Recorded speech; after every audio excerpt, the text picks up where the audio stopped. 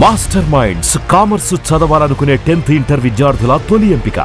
పంచాయతీ అవుతుందక్క, ఏం చెప్పాలి, మా గురించి ఎట్లా చెప్పుకోవాలి, మన సంస్కృతి గురించి ఎట్లా చెప్పుకోవాలని మాట్లాడినప్పుడు బతుకమ్మ వచ్చిన తర్వాత బలం వచ్చింది. బతుకమ్మ పాట వచ్చిన తర్వాత ఇది మా సంస్కృతి, ఇది మా పండుగ, ఇగో గిది తెలంగాణ అని ఎత్తిన ప్రతి బతుకమ్మలో కూడా జై తెలంగాణ జెండా పెట్టి మా ఆడబిడ్డలందరూ కూడా బతుకమ్మ అంటే ఏందో ప్రపంచానికి పునఃపరిచయం చేసుకోవడం జరిగింది. ఏ ఉద్యమానికైనా డెఫినెట్గా భౌగోళిక స్వరూపం ఉంటుంది, శక్తులు ఉంటారు, వ్యక్తులు ఉంటారు, కానీ ఒక సాంస్కృతిక పునాది, సాంస్కృతిక నేపథ్యం ఉన్నప్పుడే ఆ ఉద్యమాలు తుదముట్టాయని చెప్పి అందరం కూడా అనుకుంటాం. తెలంగాణ ఉద్యమానికి బలమైనటువంటి సాంస్కృతిక పునాదినిచ్చి ఆడబిడ్డలందరినీ ఉద్యమంలో జత చేసినటువంటి ఘనత ఇక్కడ ఉండేటటువంటి జాగృతి కార్యకర్తలదేనని నేను ఇవాళ సగర్వంగా ప్రకటిస్తూ ఉన్నాను. మరి ఇవాళ మిమ్మల్ని నేను కోరేది ఒకటే, కష్టపడ్డాం, తెలంగాణ తెచ్చుకున్నాం, కానీ మనం కలలు కన్న తెలంగాణ వచ్చి 12 ఏళ్ళైనా ఇంకా కూడా మనకు రాలేదు. ఏమేం కలలతో తెలంగాణ తెచ్చుకున్నామో ఆ కలలన్నీ ఇంకా నిజం కాలేదు. మరి తెలంగాణ ఉద్యమ రథం, ఆనాటి ఉద్యమ రథసారథి కేసీఆర్ గారి నేపథ్యంలో తెలంగాణ ఉద్యమ రథం ఎక్కడనో దారి తప్పింది. తెలంగాణ ప్రజల ఆర్తిని అది అర్థం చేసుకోలేకపోయింది. డెఫినెట్గా సామాజిక తెలంగాణ రథచక్రం అనేది విరిగి ముక్కలైపోయింది. ఒక కొత్త రాష్ట్రం వచ్చిన తర్వాత ఏ తరహా అయితే పని జరగాలో, ఏ తరహా అయితే పనులు ప్రారంభించుకోవాలో అవి జరగలేదని చెప్పడానికి ఒకంత బాధపడతా ఉన్నాను. ఆనాడు ఏమనుకున్నాం, తెలంగాణ రాష్ట్రం వస్తే మనందరి బానిస సంఖ్యలు పోతాయి అనుకున్నాం, కానీ రైతులకు బేడీలు పడ్డాయి, ఇసుక దందా మీద ప్రేమతోని నేరెళ్ళ దళితులకు దెబ్బలు పడ్డాయి, చావులైనాయి. ఒకరిద్దరు కలిసి మాట్లాడుకోవాలంటే ఎవరి ఫోన్ ఎక్కడ మానిటర్ చేస్తుండ్రో అని భయం, వ్యక్తిగత స్వేచ్ఛ లేదు, దారుణమైనటువంటి నిఘా నీడలో తెలంగాణ అంతా కూడా బతికింది. ఇది వాస్తవం. మనం అనుకున్న కలల తెలంగాణ రాలేదన్నది ముమ్మాటికి వాస్తవం.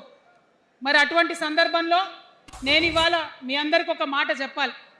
ఆనాడు పరిపాలించిన కుటుంబంలో నేను కూడా ఒక భాగం.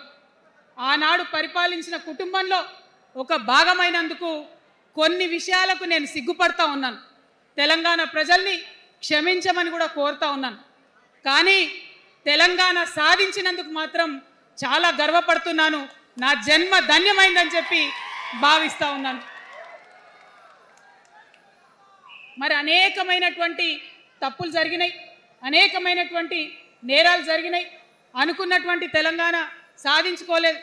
మరి ఆ తప్పులో ఎక్కడో ఒక దగ్గర నాకు భాగం ఉందని చెప్తున్నప్పుడు మరి కేవలం క్షమాపణ చెప్తే సరిపోతుందా?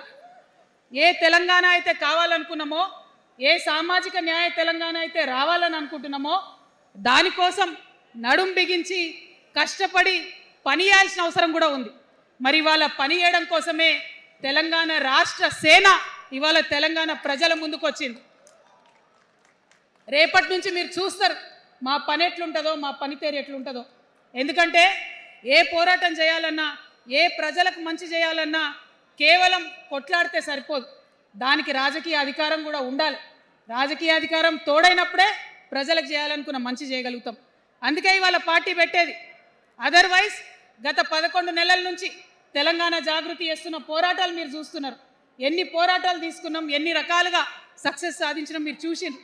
కానీ ఉట్టి పోరాటాలు సరిపోవు, ఖచ్చితంగా రాజకీయ అధికారం ఉండాలి. దానికోసమే ఇవాళ తెలంగాణ రాష్ట్ర సేన మీ ముందుకు వచ్చిందని చెప్పి నేను సగర్వంగా ప్రకటిస్తూ ఉన్నాను. మరి ఈ పొలిటికల్ పార్టీ ఏదైతే తెలంగాణ ప్రజల కోసం వచ్చిందో అది టెక్నికల్గా అధికారం తెచ్చుకోవడానికి, ఎన్నికల్లో పాల్గొనడానికి డెఫినెట్గా బాగుంటుంది. కానీ దానికి ఒక ఆత్మ ఉండాలి, దానికి ఒక నేపథ్యం ఉండాలి. ఇవాళ బీఆర్ఎస్తో అదే కదా ప్రాబ్లం. టెక్నికల్గా బాగున్నారు, ఎలక్షన్ పోతున్నారు, సీట్లు గెలుస్తున్నారు, కానీ తెలంగాణ ఆత్మను కోల్పోయింది. కాబట్టే ఇవాళ తెలంగాణ రాష్ట్ర సేన వచ్చింది. నేను తెలంగాణ ప్రజలందరికీ చేతులు జోడించి నమస్కరించి ఒక మాట చెప్తున్నా, హార్ట్ఫుల్గా చెప్తున్నా, నా హృదయాంతరాల నుంచి ఒక మాట చెప్తా ఉన్నా.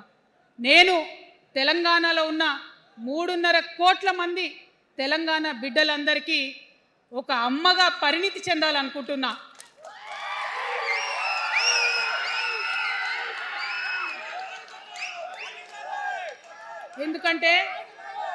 ఎందుకంటే ఒక అమ్మతనంతో పరిపాలన జరిగినప్పుడే బిడ్డలకి ఏదైనా కష్టం వస్తే అమ్మ హృదయం బద్దలవుతుంది.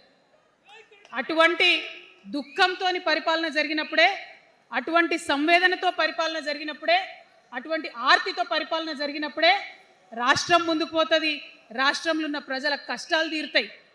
ఇవాళ ఎన్నిసార్లు ఎన్ని రకాలుగా ఆలోచన చేసినా మన తెలంగాణ రాష్ట్రంలో అనేక రోజుల నుంచి, అనేక సంవత్సరాల నుంచి ఒక భూస్వామ్య వ్యవస్థ నడిచింది. మనకు తెలుసు, అనేక రకాల పోరాటాలు వచ్చినాయి. సమానత్వం కోసం ప్రయత్నం చేసినాం, పోరాడుతూనే ఉన్నాం.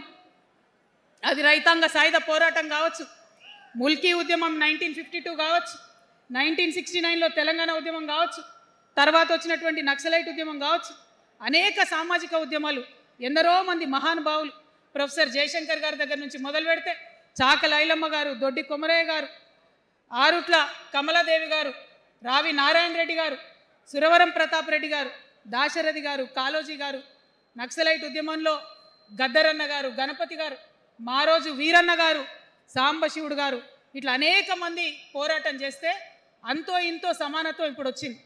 మలిదశ తెలంగాణ ఉద్యమంలో కేసీఆర్ గారు, అట్లానే ప్రాణాలు ఇచ్చినటువంటి ఇషాన్ రెడ్డి గారు, యాదయ్య కావచ్చు, సువర్ణ కావచ్చు, అనేక మంది కొట్లాడితేనే ఇవాళ తెలంగాణ రాష్ట్రం వచ్చింది. వీరికన్నా ముందు మరి మీ అందరికీ తెలుసు, సమ్మక్క సారలమ్మ దగ్గర నుంచి మన దగ్గర సామాజిక ఉద్యమాలు నడిచినాయి. కొమరం భీమ్ కావచ్చు, సమ్మక్క సారయ్య కావచ్చు, సారలమ్మ కావచ్చు, షోయబుల్లా ఖాన్ కావచ్చు, మగ్దు మొయ్యుద్దీన్ కావచ్చు, ఇట్లా అనేక మంది కొట్లాడితే కొంచెం సమానత్వం వచ్చింది. కొండా లక్ష్మణ్ బాపూజీ గారిని తెలుసుకోవాలి, పండుగ సాయనని తెలుసుకోవాలి, సర్వాయి సర్దార్ పాపన్న గౌడ్ని తెలుసుకోవాలి. ఇట్లా అనేక మంది కొట్లాడింది. పంతు నాయక్ గారు ఉన్నారు, మరి ఇట్లా ఆదివాసీ వీరులు అనేక మంది ఉన్నారు. బియ్యాల జనార్దన్ రావు ఉన్నారు, ఆదివాసీల కోసం కొట్లాడినటువంటి బిడ్డ. వీరందరినీ కూడా వారి స్ఫూర్తిని తీసుకుంటాం. రాజ్యాంగబద్ధంగా రాజకీయ శక్తితోని పోరాటాలు మిళితం చేసి, ప్రజా పోరాటాలు మిళితం చేసి మనం కలలుగనేటటువంటి సామాజిక న్యాయ తెలంగాణను సాధిస్తామని మళ్ళొకసారి సగర్వంగా ప్రకటన చేస్తూ ఉన్నాం. మరి వాళ్ళ తెలంగాణ రాష్ట్ర సేన మీ ముందుకు వచ్చిందంటే ఉట్టిగానే రాలే. తెలంగాణలో ఏం జరుగుతుందో ఒకసారి తెలుసుకోవాలి, మనం ఆలోచన చేసుకోవాలి, అర్థం చేసుకోవాలి. ఎన్ని పార్టీలు ఉన్నాయి? 3 పార్టీలు ఉన్నాయి.